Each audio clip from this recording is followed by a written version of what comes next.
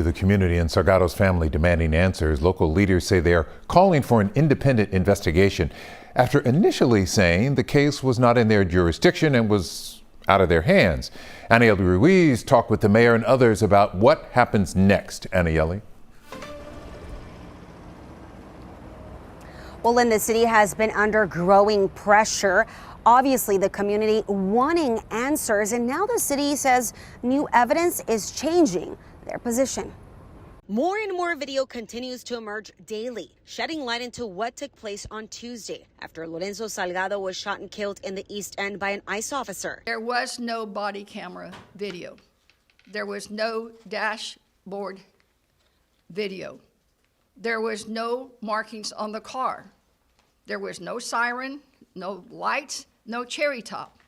And city officials say all this new evidence, well, it's changing their stance. You don't do what ICE did Tuesday morning.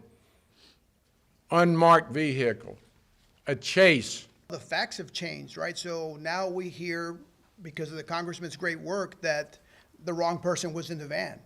Or perhaps it was the wrong van. So those are concerning. The city said if they conduct their own investigation, they don't have access to all the evidence. It's the van, the passengers, the deceased,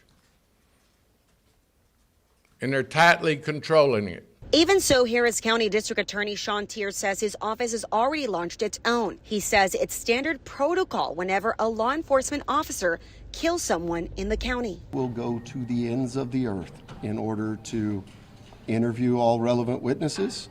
We will go to the ends of the earth in order to look at all the evidence that's obtained through any agency in any way. City rights group Fiel Houston says it's still not enough and says the city should pull out all the stops to investigate the death of one of its own residents. In the meantime, congressional leaders say they continue pushing for an independent investigation and a full account of what happened. I'm not prepared to say today that it's all lies, but it sure is looking that way.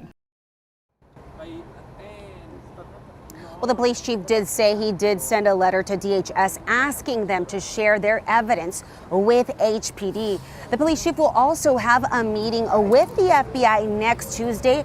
The mayor says he hopes to be able to provide an update of how that meeting went. Reporting live, Anieli Ruiz, KHOU 11 News.